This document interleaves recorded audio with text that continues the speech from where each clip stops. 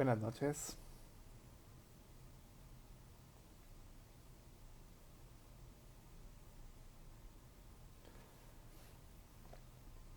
Hola, buenas noches. Qué gusto saludarlos. ¿Cómo están?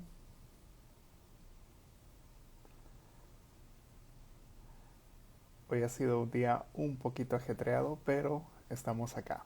Estamos siempre al pie del cañón, listos para continuar con los lives de Procrea. Y bueno, les quería comentar que nosotros nos dedicamos a tratamientos de fertilidad. Principalmente nos dedicamos a tratamientos de alta complejidad, que es para lo que estamos especializados. Todos sabemos que el in vitro funciona a veces y a veces no. Y una de las cosas que más nos suele preocupar es por qué es que, a pesar de haber hecho todo bien, de tener los embriones más bonitos que podamos tener, por qué falla a veces la implantación. Y también tenemos la situación de que a veces hacemos todo bien, tenemos el embarazo, pero tenemos pérdidas. Y estas pérdidas a veces pueden ser recurrentes. La mayoría de todos estos factores que les comento, fallo de implantación y problemas con las pérdidas, son de origen genético en el embrión, no necesariamente en la pareja. Y como es un tema tan profundo, pues hoy decidimos invitar a un experto en el tema, que es nuestro amigo el doctor Diego Marín de Genomic Predictions. Y vamos a invitarlo ahorita para que se nos una a la plática.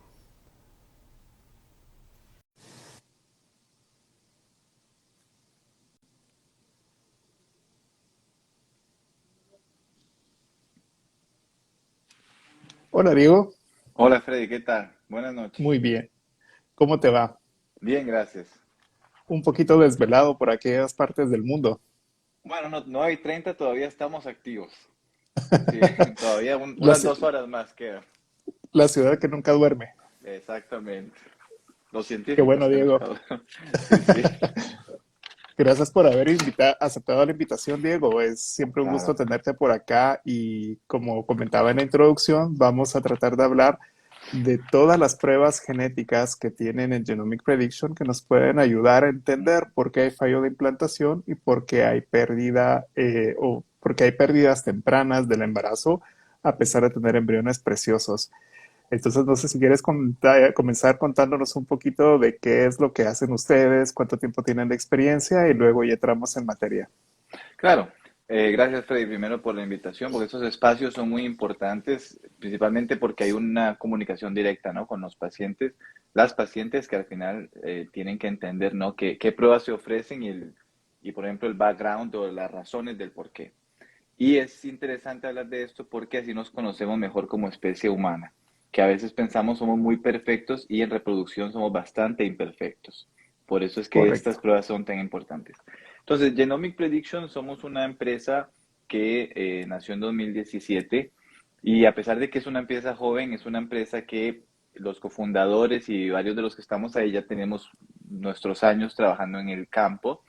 Entonces nos reunimos con el objetivo de darle a la genética reproductiva y crear, o no crear, sino mejorar y optimizar tests que ayuden a las parejas a aumentar las tasas de embarazo por transferencia embrionaria. ¿Ok? Y esto, claro que principalmente por el test estrella que es el PGTA, el test de Prenatal Genetic Testing, el que se hace antes del embrión, es que al final las traducciones de aneuploidía, ¿no? Y luego hablaremos de eso porque es muy importante a la hora de hablar de fallo de implantación. Y bueno, a pesar de que tenemos ese test como los principales, también hay otros porque a pesar de que el factor embrionario, digamos que es el protagonista cuando hablamos de fallos recurrentes, a veces no es el embrión. A veces es un embrión que no solamente morfológicamente está bien, sino y genéticamente también está bien. Puede ser el útero, puede ser el endometrio, puede ser que haya alguna mutación que esté afectando algún proceso de placentación. Entonces, también esos son test un poco más a medicina de precisión, ¿no? Porque afectan a ciertas parejas, pero sí, un mensaje que tenemos que dejar es que a todos por igual nos afecta lo que son las aneuploidías embrionarias simplemente por el hecho de que seamos homo sapiens, ¿no? Claro. Y como tú bien decías, tenemos la idea de que la reproducción es perfecta y nosotros vemos que hay tanta gente que logra tener embarazos sin mayor esfuerzo. pero la especie lo ha logrado a base de insistencia, porque sabemos que cada Exactamente. intento es un poquito complicado. Y a mí me llamó mucho la atención cuando empecé con todo este tema, enterarme que el factor edad era tan crítico. Y lo que sucedía es que después de cierta edad, que al principio la teníamos cerca de 40, luego se bajó a 38 y ahora ya anda el consenso como por 36, empezamos a ver que los óvulos pierden su calidad, ¿cierto, Diego? No solo la Exactamente. cantidad de óvulos que hay disponibles, sino la calidad que tenemos. Y la mayoría de los problemas que nos da es la cantidad de cromosomas que tienen. Y esto lo que tú decías es el PGTA, es el Preimplantation Genetic Testing para neuploidías o el test genético De preimplantatorio, que ha preimplantatorio, cambiado de exacto. nombres Es muchas que como, veces. como cambia tanto el nombre uno se enreda, pero es una prueba o test genético que se hace en el embrión antes de ser implantado. Entonces, preimplantatorio, Ok, preimplantacional también se utiliza. sí, o PGS, o bueno, tenemos mil nombres Exacto. porque los que ya tenemos un par de canitas por acá ya hemos pasado por varias nomenclaturas. Mm. Pero tenemos esa posibilidad que ha cambiado mucho y a mí me encanta trabajar con ustedes porque tienen una tecnología diferente a lo que es usual. Entonces me gustaría que nos contaras un poquito más del PGTA, en qué consiste, qué es lo que realmente estamos detectando. No estamos mejorando los resultados, o sea, no estamos mejorando el embrión, sino que estamos teniendo una información más valiosa de él para tener resultados más positivos. Y Exacto. más o menos cuál es la diferencia de lo que ustedes hacen con lo que hace el resto del mundo. Claro, entonces, bueno, comenzando con el concepto del test, en su mismo nombre un poco describe lo que hace, que es el test genético o prueba genética preimplantacional en el embrión antes de ser implantado de aneuploidías. Entonces aquí viene una palabra que tal vez no es muy usual, la aneuploidía. Aneuploidía es un término que se utiliza no solamente en reproducción, se utiliza en varios campos, en cáncer se utiliza mucho también, que es cuando no existe o cuando tenemos un número incorrecto de cromosomas. O sea, nosotros como especie humana, el número correcto de cromosomas son 46, donde la mitad vienen del padre y la mitad de la madre. ¿Ok? Entonces, en muchos casos, iba a decir en algunos, pero en realidad en embriones, en muchos casos, esto no es lo que pasa. Y esto no pasa porque me devuelvo un poco a lo que decías antes, que entre mayor es la edad de la paciente, los óvulos envejecen, los ovocitos envejecen. Y recordemos que una diferencia entre hombres y mujeres es que las mujeres nacen con la cantidad de óvulos que prácticamente van a tener ya a nivel de por vida, ¿no? Entonces lo que pasa es que luego en cada ciclo menstrual va a haber una cohorte de ovocitos que van a desarrollarse, pero hay que, o sea, desde que la niña, la bebé nace, ya tiene los óvulos ahí predeterminados que ya comenzaron su ciclo digamos, división celular. Entonces, imagínense que no es lo mismo un óvulo que está ahí desde que nació hasta los 20, 30 años a uno que ya está a los 40 años, ¿no? Entonces, ese espacio de tiempo genera que los cromosomas están organizados en diferentes estructuras, esas estructuras se desestabilicen. Entonces, ¿qué pasa? Un óvulo de una señora de 40 es muy probable que le falte un cromosoma o que venga con un cromosoma de más. Entonces, ¿qué pasa? Ese óvulo, al ser fecundado, lo que pasa es que resulta en un embrión que tiene un número incorrecto de cromosomas, ya sea un número más o un número menos. Un ejemplo muy común es el síndrome de Down, que es tener un cromosoma extra 21. Entonces, lo que hace esta prueba es, una vez que se hace la fecundación in vitro, se tienen embriones que se puede hacer una biopsia, que es quitar un poquito de células del embrión, que un embriólogo muy bien entrenado no tiene por qué eso afectar el potencial reproductivo de ese embrión. Porque eso también es a veces que una cosa que molesta un poco, que, no, que me lo están tocando. Bueno, si un embriólogo sabe tocar el embrión, no le va a pasar nada. Su eh, potencial reproductivo es el mismo. Que quede eso claro. Entonces, se quitan esas celulitas, se analizan, y si el embrión tiene más o menos cromosomas de los normales, pues ese embrión simplemente no se transfiere. ¿Por qué? Porque si transferimos un embrión que es aneuploide, que se ve claramente la aneuploidía, estamos sometiendo a la paciente a una transferencia que va a ser fallida en el Ujú. 99.9% de los casos, ¿no? Entonces, como decías antes, no es que estamos mejorando el embrión, lo que estamos haciendo es, de los embriones que tengo disponibles, un ejemplo, la señora tiene 4 embriones que pueden biopsiar para transferir, estoy quitándole o ahorrándole esas transferencias fallidas, que es un un impacto psicológico, un impacto monetario, una transferencia no es así como así vaya y ya está. O sea, tiene un montón de Claro, implicaciones y estamos ahorrando ese tipo de cosas y ok, vayámonos a los que tienen mayor probabilidad de implantar, que son aquellos normales. Igual no es un 100%, pero es un 70%, 65%. Eso claro, es el claro. concepto del Porque ciclo. también depende un poquito la calidad del embrión y otros factores. Exactamente. Ujú. Claro, pero estamos, como tú dices, evitando esa ansiedad de hacer una transferencia y pasar los 10, 12 días hasta tener una beta y luego Ujú. esperar otros 3 meses para ver cómo está el crecimiento del saco gestacional. Bueno, sabemos todas las pruebas que hay que hacer, que todo esto te puede dar Claro. mucha seguridad desde un inicio, haciendo un estudio en el embrión y evitando este tipo de transferencias. Ujú. Entonces, la verdad es que es una técnica muy buena.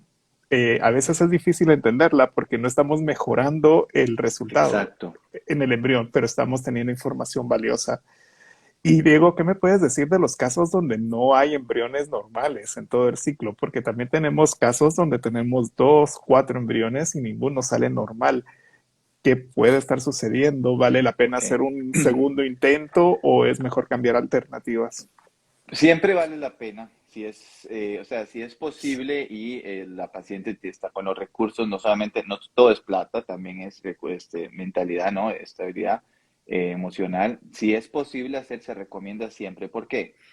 A veces hay pacientes que nos llaman y nos dicen por qué tuve estos resultados, ¿no? A nuestra consejera genética, quien es quien se encarga más de hacer estas respuestas, y es lo que decías antes, que no entendemos bien que una señora que tenga uno o dos embriones euploides después de 30, euploides quiero decir normales, con el número correcto de cromosomas, después de 40 años, eso es una muy buena suerte.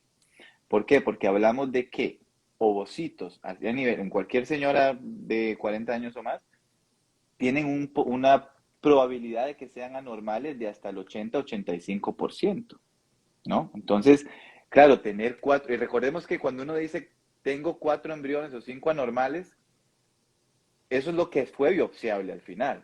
Hablamos de Mm, que se hizo una punción, se sacaron más, no todos llegaron, o sea, sí hay una selección morfológica de otras aneuploidías, pero igual tener cuatro, un 80% de cuatro, a lo mejor es 3 punto algo, ¿no? Entonces, en la mayoría de los casos vamos a ver algunos primeros ciclos que no tengan todos los primeros aneuploides, pero es de esperar, ¿no? Y se recomienda, si es posible, hacer un ciclo antes de, claro, evaluar donación, porque donación es algo que, a pesar de que es una técnica que abre mucho las puertas a la libertad reproductiva, es muy entendible, perfectamente defendible que no todos queremos donación, ¿no? Se quiere correcto. intentar con los ovocitos propios. Correcto. Sí, es importantísimo tener en cuenta estos datos porque como dices, para llegar a tener 4 blastos, normalmente estamos partiendo de forma muy general de 10 óvulos. Ujú. Tenemos 10 óvulos, fertilizan 8 y al final tenemos unos 6 blastocistos y 4 de buena calidad. Entonces llegar a Exacto. tener a 40 años 10 óvulos ya es un reto. Y Claro, luego claro. llegar a tener de estos óvulos alguno euploide también ya representa otro reto. Entonces Ujú. lograr ese resultado ya es una gran suerte de por sí, como bien dices. Y bueno, sí, también sabemos que no toda la camada de óvulos son iguales. Entonces, porque una vez te haya ido de maravilla, tampoco significa que la segunda te vaya igual. Y lo mismo, si una vez te fue fatal, no significa que esté todo perdido y vale la pena intentarlo nuevamente. Exacto. Entonces, a mí me encanta el lema de ustedes, como es selección antes que suerte.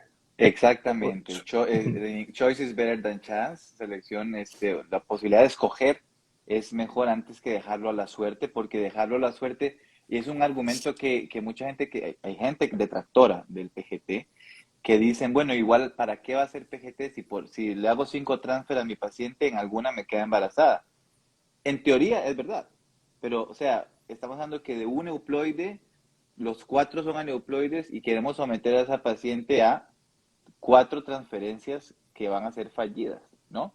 Y Claro, recordemos que no solamente había dicho factor emocional monetario, sino sabemos que, eso es estadística, que una paciente, una pareja, entre más casos o más transferencias sean fallidas o ciclos fallidos, más es la posibilidad de que desistan del tratamiento, ¿no? Entonces, eso también es otro factor. No queremos que los pacientes desistan porque quedan sin la oportunidad de tener una familia. Entonces, por eso es importante. Súper importante. Excelente. ¿Y qué nos puedes decir de qué es lo que hace que sea diferente el estudio con Claro, ustedes? A mí me encanta también ver que la plataforma, el método que usa exacto. Genomic Prediction abre posibilidades que no teníamos antes. Exacto. Entonces, el PGT es un test que a lo mejor hace unos 10 años era bastante nuevo. Ahora estamos hablando que es prácticamente de rutina. Por ejemplo, yo tengo estadísticas aquí de Estados Unidos que hablamos que casi ya el 50% de los ciclos aquí en Estados Unidos se hacen con PGT. Y hay Wow. clínicas que lo aplican en el 95% de los casos, porque también un paréntesis, las aneuploidías no solamente son en señoras añosas. Una Ujú. veinteañera tiene su 20 y 30% de posibilidades de embriones anormal. Entonces también no seamos tan, este, ese sesgo con la edad, porque como dije, especie humana en general. Sí. Eso es una cosa. Entonces, como les decía, el PGT es un test que se usa mucho de rutina, por tanto, hay muchas empresas que lo ofrecen. Y aquí es importante entender que en estas técnicas existe el dicho, el fin justifica los medios, pero en PGT no. En PGT el fin no justifica los medios, a medios me refiero a métodos. Porque el método, a pesar de que el test tiene el mismo nombre que detecta neuploidías, la metodología puede variar. Y si la metodología no es muy robusta, no es muy sensible, van a haber cosas que vamos a perder, información que no se va a ver, o a lo mejor información que se va a dar de más. Y eso es uno de los problemas que hemos visto ahora. Hemos visto que hay plataformas que se utilizan, por ejemplo, la tecnología Next Generation Sequencing, que es la secuenciación de siguiente generación. Y a Ujú. pesar de que es una tecnología muy robusta, porque se ha utilizado mucho en sangre, en saliva, en embriones, recordemos que partimos de 5 células, o 6 o 7 células, son cantidades mínimas. Por tanto, la sensibilidad de la tecnología tiene que ser muy, muy alta para poder captar, ¿no?, los datos la cantidad de ADN que haya. Entonces, ¿qué pasa con estas tecnologías de NextGen? Que sí están validadas, o sea, sí tienen cierto nivel o, digamos, este límite de detección, pero tienden a ser muy sensibles al ruido. Entonces, ¿qué pasa? Cuando hay mucho ruido en esa plataforma, comienzan a verse señales que se malinterpretan, como si fueran Ujú. anormalidades o este tema tan amplio de mosaicismo, que podemos hacer otro Insta sobre el mosaicismo embrionario de Freddy, porque hace Tenemos unos pendiente hablar de tu tenemos último muy, paper porque me exacto, encantó. hace 5 años, por ejemplo, era el mosaicismo aquí. Yo me acuerdo que eran forums de pacientes que, ¿y esto qué es? Y mis embriones son mosaicos, los transfiero, no sé. Y hemos visto datos ahora con nuestra plataforma que es mucho más sensible porque vemos alrededor de 800,000 locaciones en el genoma, comparación de 10,000 que ve Next Generation Sequencing. En realidad no es que era mosaico, era simplemente que era tan sensible al ruido que la plataforma estaba, digamos, sobreestimando la cantidad de normalidades y era un embrión completamente normal.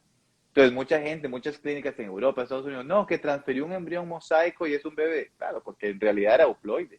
Fue que la tecnología tuvo un diagnóstico fallido. Entonces, es importante siempre hablar cuando hablamos de esto, de informarnos un poco de qué tecnología es. Todo tiene sus limitaciones, nada es perfecto, pero en este tipo de ciclos y muestras y lo precioso que es, pues sí es muy importante apuntar, ¿no?, a lo más novedoso y más sensible, por ejemplo. Correctísimo. Una analogía que nos puede ayudar para los que no entendemos mucho es ahora que estamos en la época de pláticas digitales y sabemos que todo es online. Por ejemplo, si tienen un micrófono demasiado sensible y estamos en una conferencia y de pronto Ujú. ladra un perrito a la vecindad, podríamos pensar que tenemos un fantasma en la casa o algo para los que están oyendo de fuera, cuando sabemos que lo que pasa es que el micrófono es tan fuerte que estamos detectando ruidos de fondo y nos está haciendo creer que hay Exactamente. cosas que no existen. Entonces eso es lo que pasa con las plataformas que son muy sensibles, que no tienen ese nivel de capacidad de discernir qué es cierto de qué no es cierto cuando no tenemos muchas células. Y esa es una parte muy importante. Yo todavía, como aprendí a trabajar con NGS, soy un poquito conservador con el número de células que tomamos y esto a veces causa Ujú. ruidos y causa otro tipo de interferencias. Entonces, es mejor irse por algo un poquito más robusto. Y como dices, Ujú. si uno tiene para elegir, mejor nos vamos con lo que es bueno y así Exacto. evitamos este tipo de angustias también, porque entender un mosaico y decidir si lo transferimos o no es un problema aparte. Sí, lo otro porque también simplemente para un dato científico, es, el mosaicismo embrionario es cuando hay varias embrión y es algo que sí existe.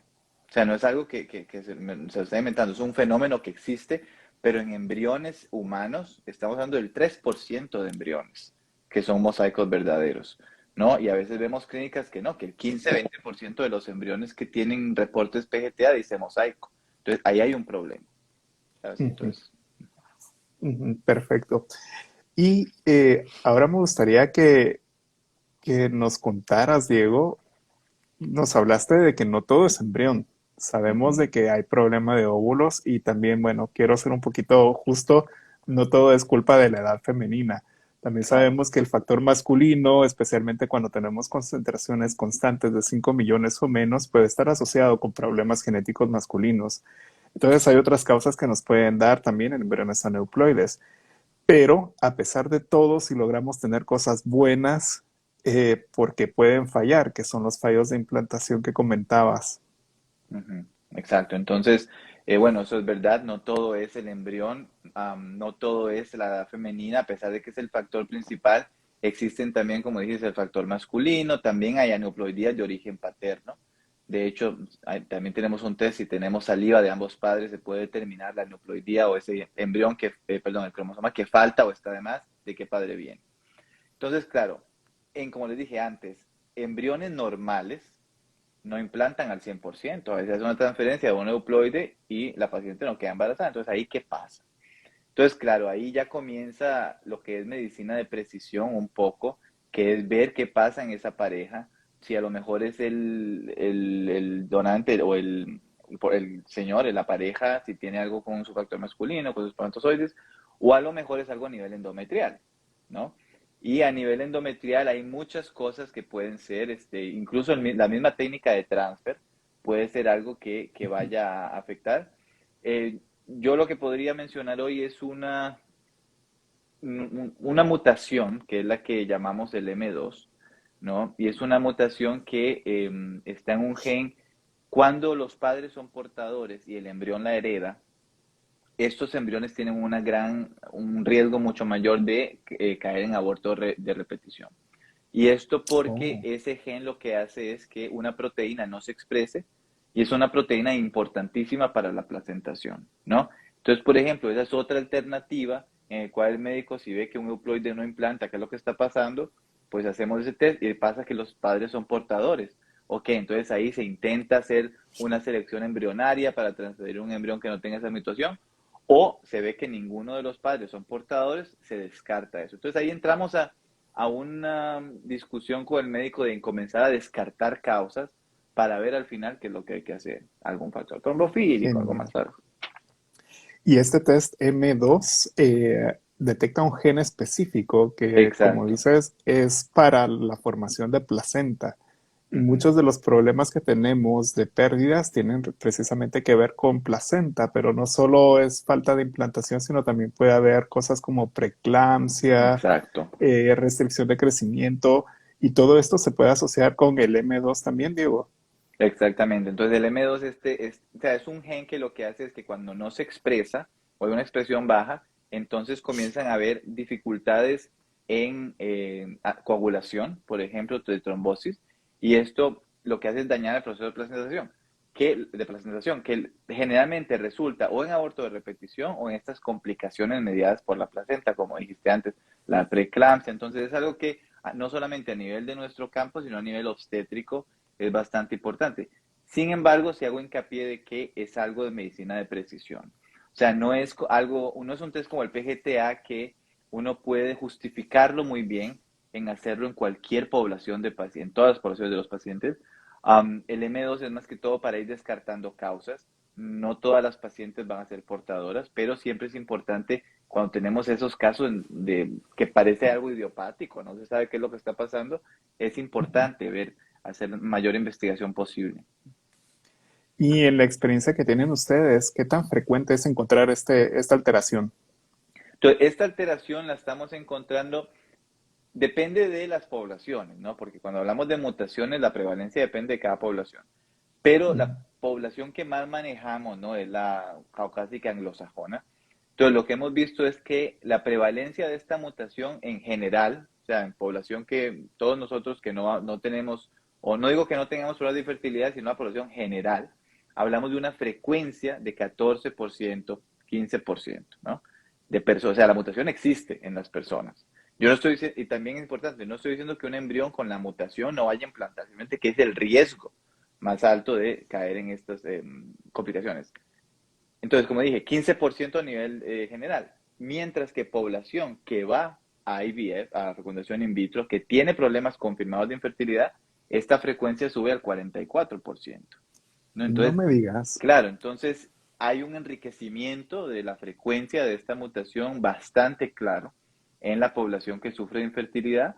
Entonces, por tanto, es de ahí que salió la idea de investigar sobre él y de hecho hay varias publicaciones, generalmente más que todo inglesas, con el doctor Fisher, donde muestran que si hay, por ejemplo, una detección de esta mutación y se hace un tratamiento con heparina de bajo peso molecular, las tasas de embarazo se equiparan, ¿no?, a las de la población que no es portadora de la Oye, eso mutación. me encanta porque cuando hablamos de genética, generalmente nos queda el mensaje clave de, tiene esta enfermedad, lo siento, siga con su vida y trataremos de ayudarlo para que todo sea más fácil. La mayoría de diagnósticos genéticos ahora son así fatalistas, pero el Exacto. M2 nos da alternativas y eso Claro, me parece muy bonito. Nos está diciendo, hay un tratamiento médico que nos puede ayudar a evitar pérdidas y también hay un tratamiento diagnóstico que nos puede ayudar a seleccionar embriones para que esto no exacto, suceda.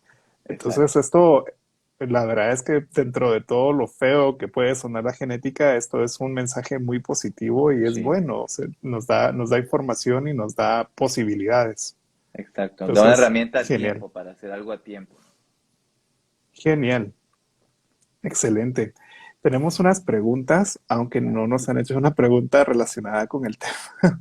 Eh, si hay alguna operación para abrir las trompas, no. Nosotros sabemos que las operaciones para revertir las trompas obstruidas, pues sí tienen un margen de seguridad, pero lo que sabemos por la literatura es que el in vitro siempre va a ser más exitoso. Luego también tenemos otra pregunta regresando. Ya saben que si tienen cualquier pregunta la pueden hacer. Ok, 33 años y en el ultrasonido anterior solo tiene dos folículos preatrales. Ok, está operada y con ansias de un positivo. Le deseamos muchísima suerte. Puede ser que el médico le haya dicho que tiene una baja reserva y si quisiera todavía tener más posibilidades, podría intentar hacerse el tratamiento con un test genético. Para inseminación artificial se puede hacer esto, Diego. Hablamos del test, ¿no? De este que Sí. decías. El del M2, ¿o cuál te referías exactamente? PGT definitivamente no, solo lo podemos hacer para in vitro, Exacto. pero para inseminación puede ser útil el PGT, el M2, perdón. El M2, sí, el M2 es importante, o sea, recordemos que el M2 es un test que se hace en los padres, ¿no? O sea, entonces se hace una muestra de saliva. Entonces, claro, si se hacemos el test M2 en una pareja que no va a hacer fecundación in vitro, tenemos la información de si son o no portadores. De serlo, de ser portadores, existe la opción de tal vez hacer una intervención con heparina de bajo peso molecular, ¿no? Y ahí lo importante es que el médico cuadre bien exactamente los tiempos, ¿no? Porque los datos que tenemos son cuando hay fecundación in vitro, o sea, cuántas dosis, cada cuánto se administran después de la transferencia, pero no hay ningún problema, es una intervención que también puede realizarse cuando se hace este tipo de inseminación. Al punto que hay clínicas aquí en Estados Unidos, por ejemplo, una en California, del doctor Bob Anderson, que lo utilizan de rutina el M2. Todos los Ah, pacientes como que un manejan, screening. exacto, entonces tiene un montón de kits de M2 ahí y lo hace de rutina, lo cual es importante, no solamente para los pacientes ayudar a quitar esa preocupación, sino a nivel de investigación también, que ayuda a ver las frecuencias, ese tipo de cosas. Pero digamos que el M2 tiene esa ventaja que es maleable al ser utilizado fuera de fecundación in vitro. No, y es súper sencillo. Los test M2 que hemos hecho nosotros en Procrea son sencillos, o sea, ni siquiera es un pinchón, es un raspado de boca y las instrucciones son muy simples, entonces se puede hacer en cualquier momento. Diego nos pregunta, Clay, Marty, que sí existe una edad máxima para intentarlo. Para intentar fecundación in vitro. Sí. A ver, edad máxima, si estamos hablando de que haya una punción, sí, ¿no? Eso es lo que estamos hablando, de hacer un ciclo, pues eso dependería, bueno, yo diría que el límite sería la menopausia, ¿no? Habría que ver ahí que más una respuesta más médica, pero claro, cuando ya se acaba la reserva ovárica o es imposible hacer una punción porque el ciclo hormonal ya, pues no se puede hacer un feedback, pues todo manejarlo, ¿no? Que al final en un proceso in vitro lo que se hace es tratar de controlar la estimulación ovárica, de no ser posible, pues ahí ya no hay nada que hacer. Entonces yo Claro, diría tal vez cerca de la menopausia por ahí. claro. Yo creo que el límite lo da la reserva ovárica, Claro. porque como decías, arriba de los 42, 9 de cada 10 óvulos van a estar mal. Entonces Ujú. solo tenemos posibilidades de que haya un óvulo bueno dentro de 10. Si una paciente tiene capacidad de producir 10 óvulos, que tiene que ir con un ginecólogo a que haga una reserva ovárica, puede ser que tenga posibilidades, pero si ya su reserva ovárica está muy baja, es difícil que logremos obtener 4 o 5 y que Claro. esto salga alguno bueno. Entonces dependerá Y más caso por caso de su reserva y sabemos que a mayor edad es más probable que esté baja. claro. Y que, Freddy, sí quería mencionar una cosa que, a ver, a lo mejor no es de uso inmediato. Estamos hablando de un uso de unos 10 años de aquí hacia allá, pero yo no me prediction estamos trabajando en eso. Y es que, como bien dijiste, 40 o más años va a ser bastante complicado contar un embrión, aunque es posible, es un poco difícil. Resulta que estamos trabajando con la Universidad de Columbia, aquí en Conditer Egli en Estados Unidos, intentar utilizar la tecnología CRISPR-Cas9, que es de edición Oh, genética, para eliminar trisomías en el óvulo. Entonces, ¿qué quiere decir wow. esto? Y ya, de hecho, publicamos un artículo de prueba de concepto en Nature, en Cell. Lo que hacemos es que cogemos un óvulo en el cual sabemos que tiene una trisomía, porque el corpúsculo polar tiene una monosomía, por tanto el óvulo tiene ese cromosoma de más, lo inyectamos con un espermatozoide, hicimos ICSI, y haciendo ICSI inyectamos el cóctel de proteínas dirigido a ese cromosoma, y a nivel de blastocisto no tenía la trisomía. O sea, era un Wow. blastocisto exactamente. Entonces, claro, digo 10 años porque para que esto lo utilicemos a nivel en clínico, pues tiene que pasar un montón de ensayos clínicos y tenemos que asegurarnos de que CRISPR no toca ningún otro sitio en el genoma, ¿no? Claro. Pero ya abrimos las puertas a que a lo mejor en un futuro, unos 10 años, ya una señora de 40 años no tenga 9 embriones inviables, sino que sean 2 y los otros 7, ¿sabes? Entonces, nada más lo digo para que veas que el mundo se está moviendo. Eso es un problema que todos lo sabemos, existe y que nos estamos moviendo para poder solventar. Se me puso chinita la piel ahorita de Sí, sí, no, imaginarme no. corrección. Es que hemos oído CRISPR y las personas que nos están escuchando seguramente han oído de la tecnología Exactamente. para corregir genes, pero lo que Diego nos está contando es que los estudios se están enfocando no solo a corregir genes, sino a corregir cromosomas. Entonces, Exactamente. estamos hablando de un pedacitito de el ADN a corregir un pedazotote y bueno, Ujú. esto es increíble. Me encanta que haya gente como ustedes que esté dedicada a este tipo de cosas. La Ujú. verdad es súper gratificante ver que la ciencia avanza para algo bueno y que cada vez más vamos a tener posibilidades y que las barreras biológicas que nos impiden lograr un embarazo eh, van siendo más pequeñas. Y Exacto. buen trabajo, Diego. Igual. Nos preguntan aquí si qué pueden hacer en el caso de que ha tenido dos embarazos, pero que en ambas ocasiones el embrión se detiene. ¿Algún consejo? Ujú. Entonces hablamos que el embrión se detiene en el laboratorio, no se bloquea. No en el embarazo, ya Ah, in durante el vivo. embarazo. Sí. Esto pues hay varias razones, o sea, eso puede ser desde un problema a nivel obstétrico o sea, que no tenga que ver con la genética, a que sea ya, a lo mejor era un embrión que era neoploide. Y si no se hizo PGT y se hace un estudio de resto de aborto, se puede determinar la causa. Generalmente cuando pasa eso, se recomienda 100% que se haga un estudio de cariotipo, ¿no? Del resto de aborto para determinar a lo mejor, y muy probablemente era una aneuploidía, sea un embrión genéticamente anormal. A veces pasa que los pacientes no saben y son portadores de una translocación. Eso quiere decir cuando nosotros como seres humanos somos normales, yo nunca me he hecho un cariotipo, entonces puedo tenerlo a lo mejor y un pedazo de cromosoma 1 está en el 7 y un pedazo de cromosoma 7 está en el 1. Entonces uno es normal, pero no lo sabe. ¿Y qué pasa? Que cuando yo genero espermatozoides, casi todos van a estar anormales. Entonces, todos Ujú. mis embriones van a llegar a ser anormales, ¿no? Entonces, también es importante, y por eso ustedes han escuchado cuando a las pacientes van a los médicos que piden un famoso cariotipo. Entonces, ¿eso Ujú. es qué es? Porque hay gente que aborto y aborto y aborto y es joven. ¿Y qué es lo que está pasando? Bueno, resulta que es que uno de los padres es portador de esto. Entonces, por eso el test de cariotipo en los padres es siempre importante para cerciorarnos de que no somos portadores de estas locaciones. De serlo, hacemos fecundación in vitro porque existe otro test llamado de ordenamientos estructurales para seleccionar un embrión que no haya heredado esa anormalidad. Genial.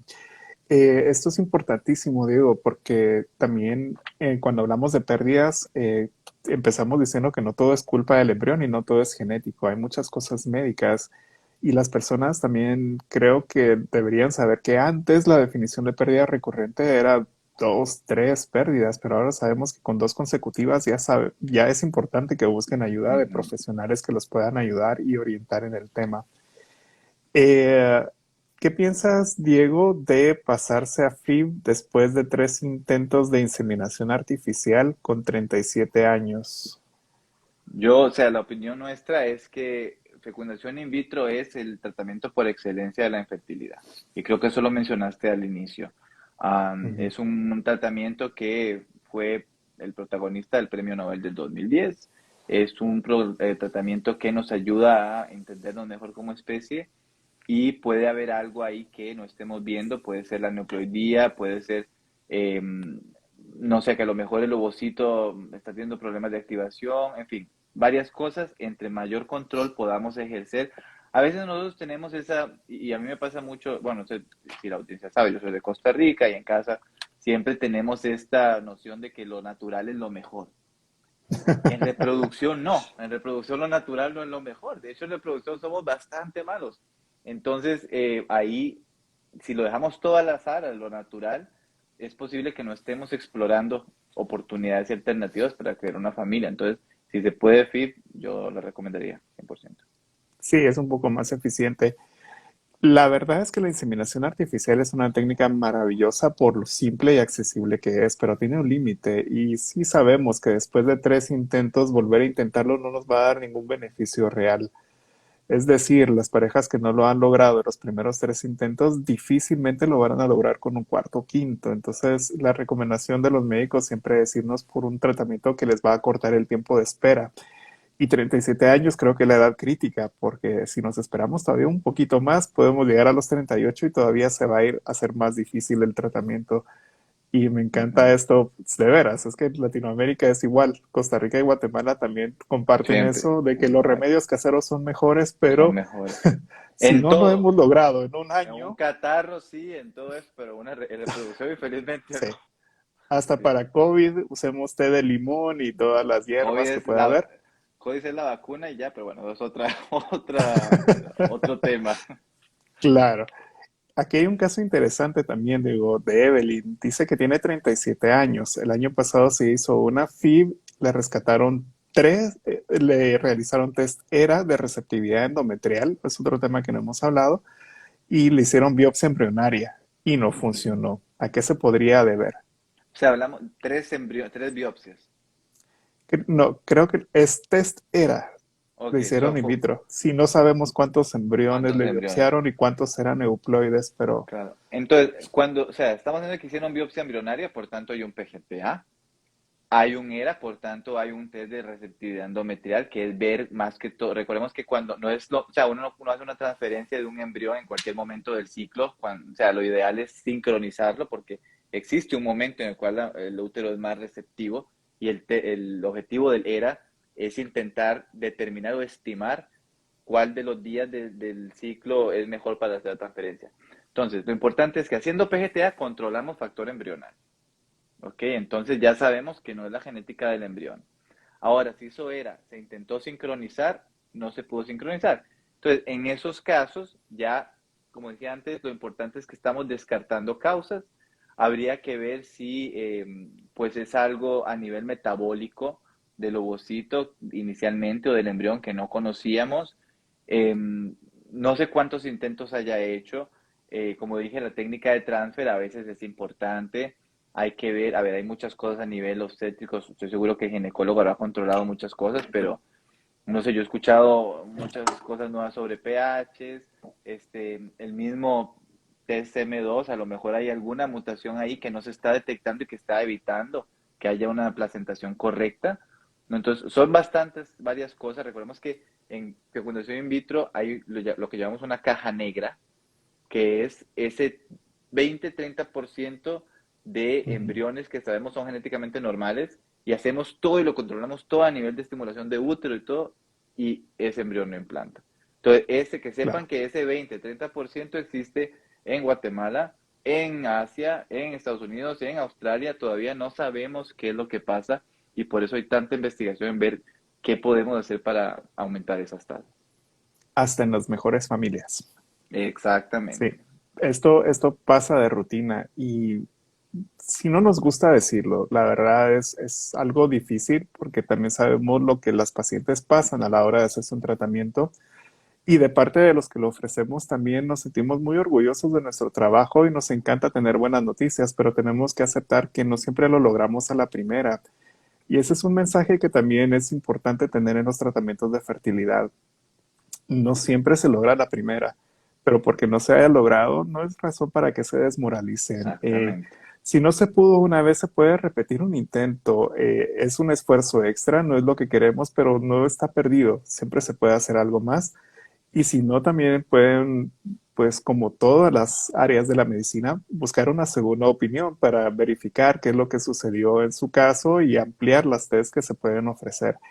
Test de receptividad endometrial se ha vuelto muy popular, pero no nos ofrece tantas respuestas como esperábamos Exacto. originalmente. Claro, y ahí, Freddy, yo lo que quiero mencionar sobre este test es que el test de receptividad endometrial, como les dije, lo que hace es estimar, intentar, ni siquiera es diagnosticar, porque no es que se hace la biopsia de útero y se transfiere en ese ciclo, no. Es una biopsia de útero, se analiza y dependiendo de los genes expresados, se intenta estimar se intenta estimar, es importante, cuál de los días del siguiente ciclo va a haber sincronización o va a ser más receptivo el útero. Entonces es un poquito al azar, sí es verdad que hay bases científicas, pero un poco al azar estoy estimando.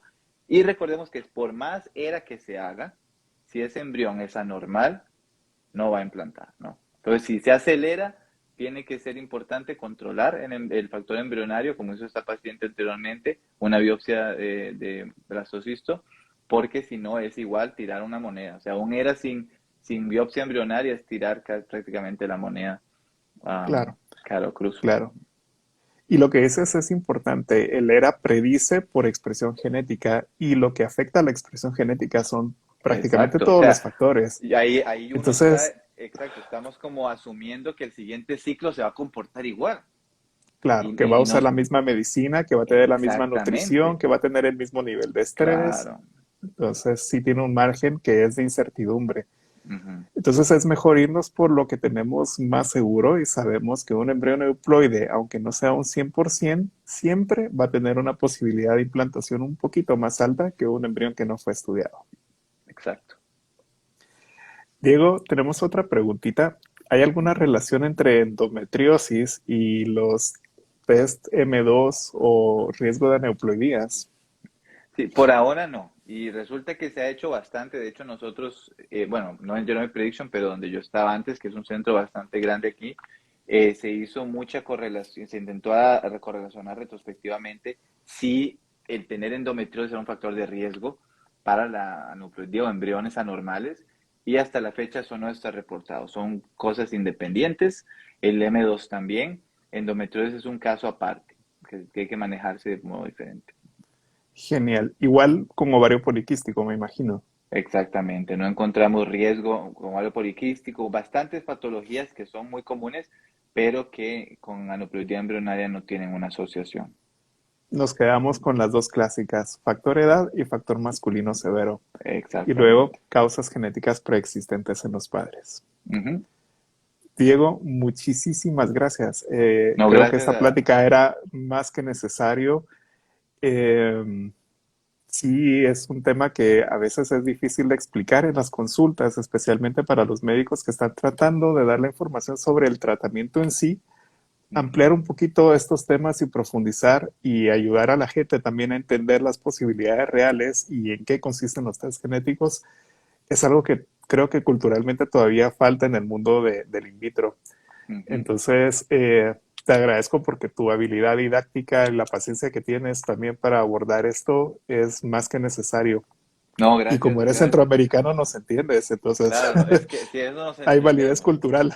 No, más bien muchas gracias por la invitación, Fred, y recordemos que en esto somos genetistas y embriólogos y médicos y pacientes, vamos todos de la mano. O sea, uno depende del otro y si no trabajamos juntos, esto no va bien, ¿no? Entonces, Claro, que esto es estamos ahí siempre a una la misa orden. de varios curas. Aquí habemos médicos, genetistas, embriólogos, enfermeras, recepción, administración, y es Ujú. un gran equipo que todos nos esforzamos por hacer cada uno nuestra parte y lograr que ustedes logren su sueño. Y para la gente que tenga necesidad de pedir citas o más información sobre Procrea, pues nos encontraron en Instagram, puedes seguirnos en Instagram, pueden contactarnos directamente por otras redes sociales y también les invito a que busquen la página de Genomic Prediction para enterarse más de todos los tests que tenemos y en cualquier momento que tengamos vamos a volver a abusar de la confianza de Diego para Claro, no, no, continuar con cuando Labs quiera. y que nos explique uno de sus múltiples papers porque este muchacho es muy activo en publicaciones y Claro, saca cosas interesantes que pues son importantes para este tipo de tratamientos. claro, con mucho gusto, ahí estamos a la orden, esta hora va perfecto. Muchísimas gracias a todos, Diego, muchísimas gracias y esperamos verlos muy pronto. Que tengan feliz noche. Gracias. Gracias, Freddy, y buenas noches. Adiós.